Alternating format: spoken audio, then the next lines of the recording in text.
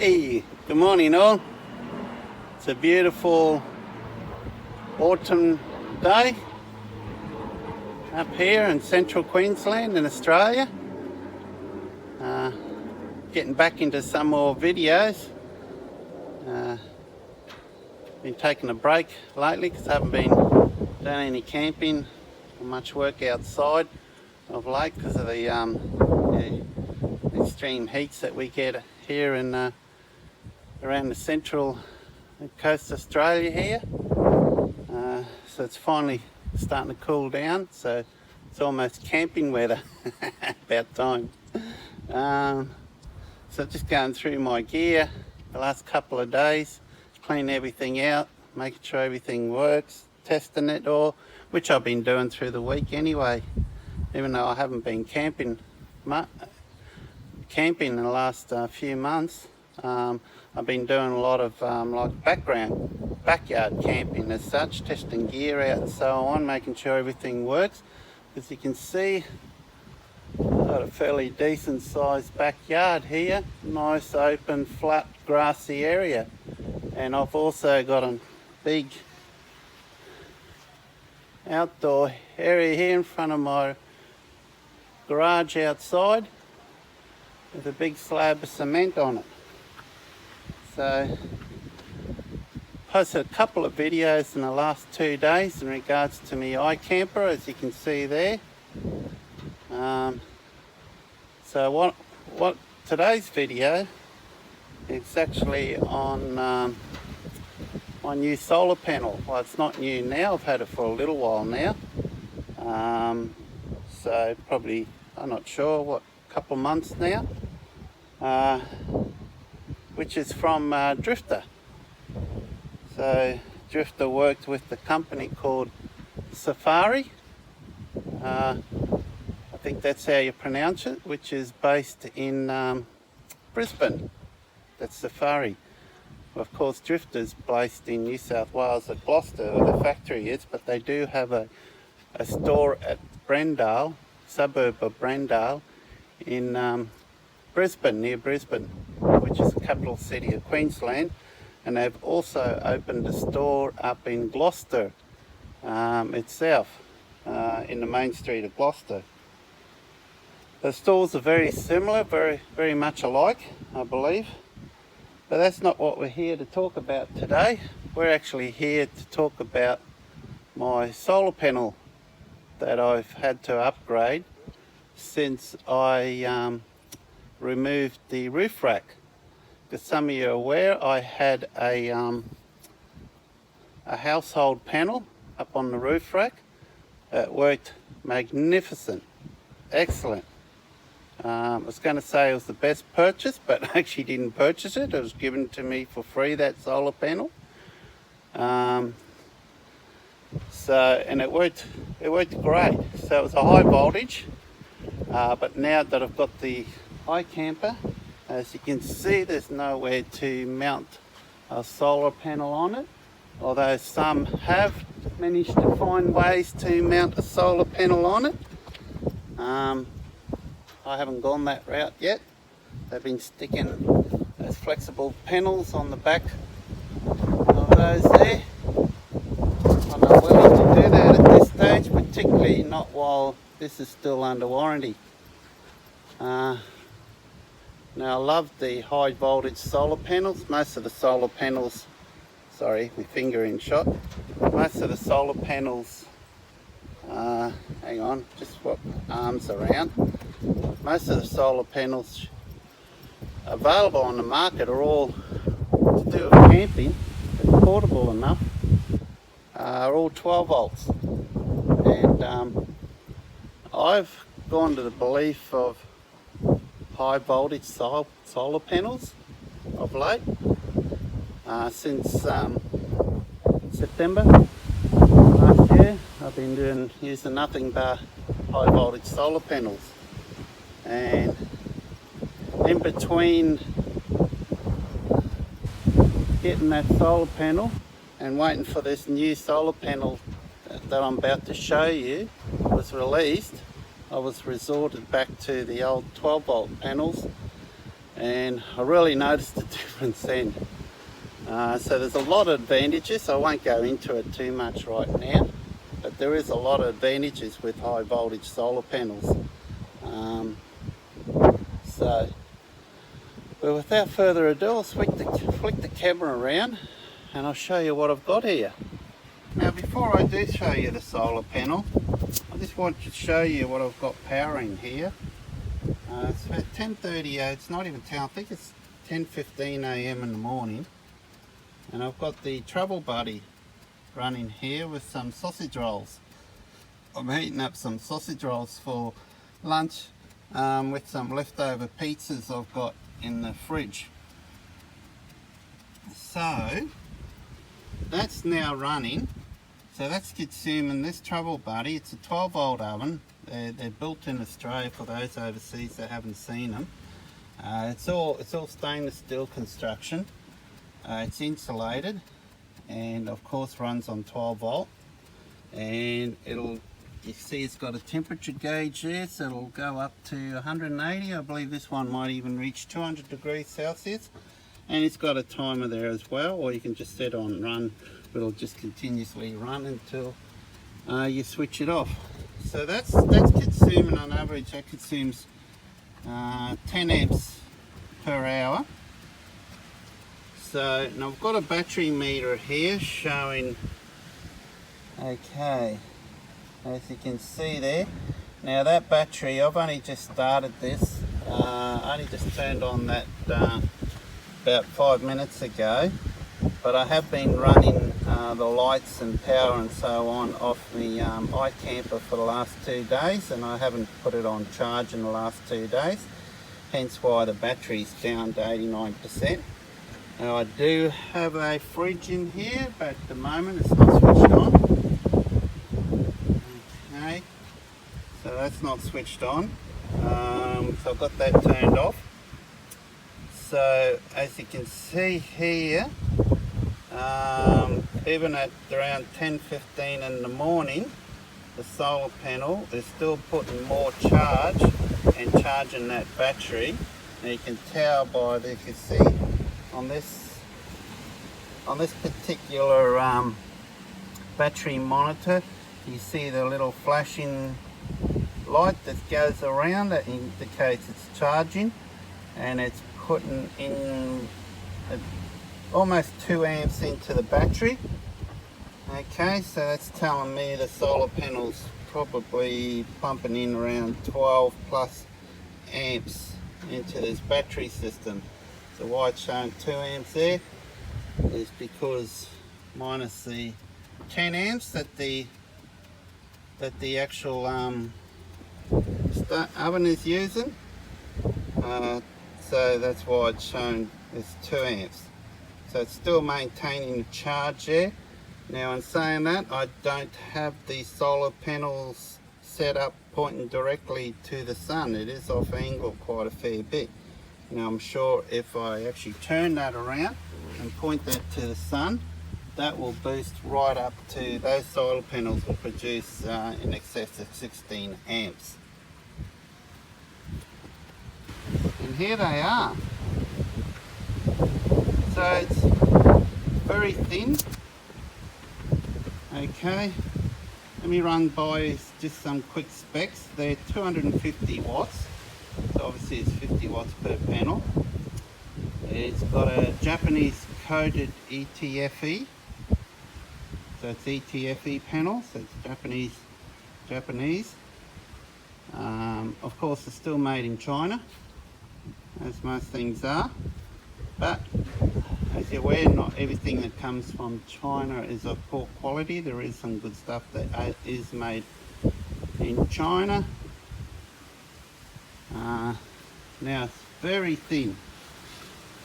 Now it's 250 watts. They're high voltage. Okay. And it's extremely thin. So it's much like, you see that? It's much like a solar blanket.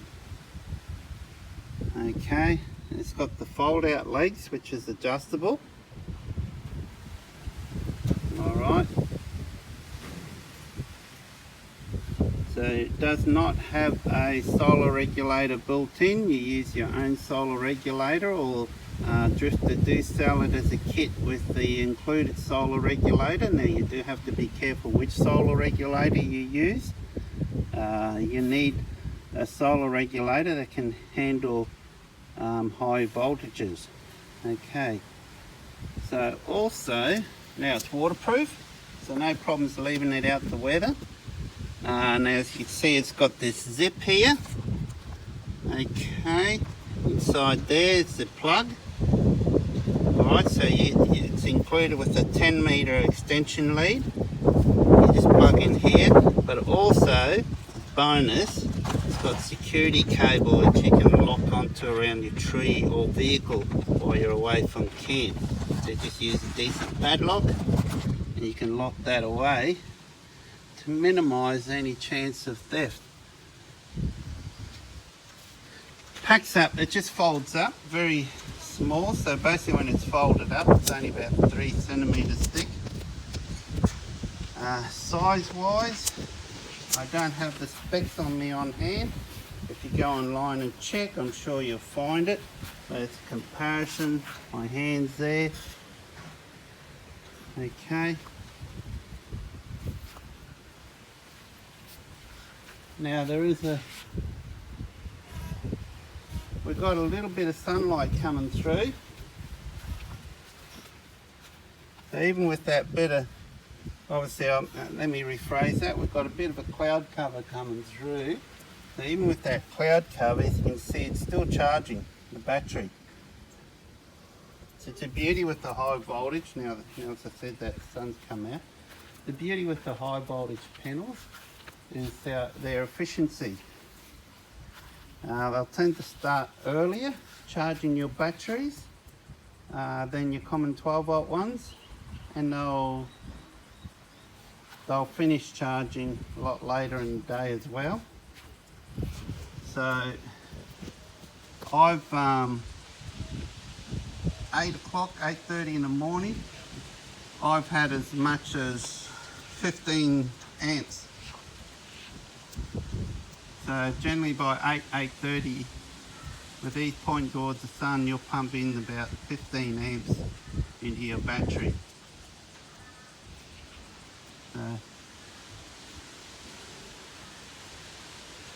So yeah, so today I'm just sort of pretending I'm camping, and then normally I would have the my fridge freezer. It's a 75-litre fridge freezer. I generally have it both running as a freezer and a fridge. One compartment as a freezer, another one as a fridge. If that's the case, then it'll probably, I don't know, on average this thing probably only consumes about 2 amps per hour. So if you add that on at this stage, that solar panel will keep up with the power demands that I've got at the moment. Which pretend if we got the fridge on and we got the oven on, that solar panel will keep that battery fully charged if it starts from a fully charged state. If it's slightly overcast, you might, after a couple of hours with that on, you might be down to like 95% battery charge capacity, and once you turn that off, in a matter within an hour, the battery will be back up fully charged. So I've been testing it out quite a lot in the last couple of months in the backyard. Yeah, so it works really well. And what I love about it, it's lightweight, weighs about 8 kilos, and also it doesn't take up much room at all. Now the charge controller, now you need, this is the ones, the Victron Energies I find are the best car charge controller. If you purchase the one with the kit, it generally comes with the 100/20. So what that 100/50 on mine indicates there is that the 100 is the voltages, so it'll handle panels up to 100 volts input into the charger. And the 50 is the amps it can put out up to, so mine is actually up to 50 amps. So I can add extra panels on that and put in as much as 50 amps into the battery with enough panels. So okay, you can see now the battery is actually at an absorption charge. Okay, so that's my battery, that's my MPPT solar regulator. Now also included with the solar panels is this bag here where you enclose the your leads, okay, your charging leads and so on, and it attaches to the back of the solar panels via this Velcro. So there's a Velcro strip on one side of the solar panels where this sticks onto, and then you put all your accessories for the solar panels inside this bag. So that's the Velcro strip in question, as you can see. It just surrounds the backing of one side of the solar panel, which is very easy to remove and install back on. Now the supplied charge lead, which as I mentioned is 10 meters long. There's also another charge lead that is approximately probably 2 meters or so, maybe closer to 3 meters long, that actually connects to the MPPT solar regulator, which is what this is plugged into over here, as you can see. Now these are special plugs.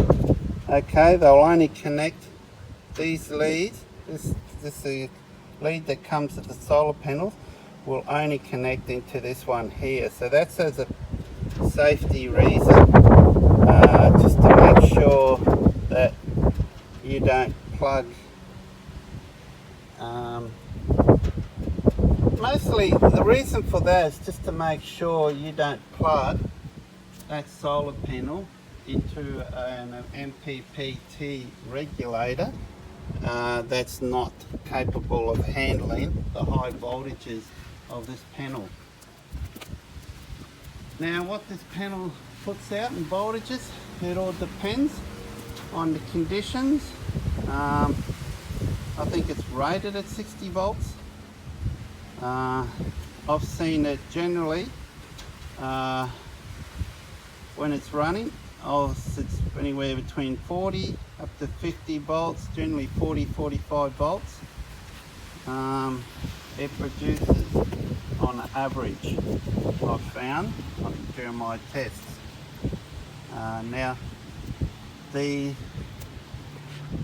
Now also back to the solar regulator, as you can see by this emblem here, it's Bluetooth compatible. So what that means is that this solar regulator can connect to your phone via an app, and it'll give you all the details. It'll show you the voltages that the solar panel is producing, the amps it's producing, the amps it is putting into the battery as well, and it's also got a history where you can go back up to 30 days to see what your solar panel is doing on such and such a day.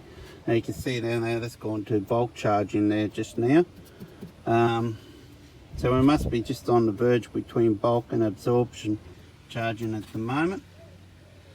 So, and that's obviously, as you're aware, that's a very handy information to have. Now I can't show it to you right now because I'm actually using my iPhone to record this video, and obviously the software for this is actually located on my iPhone.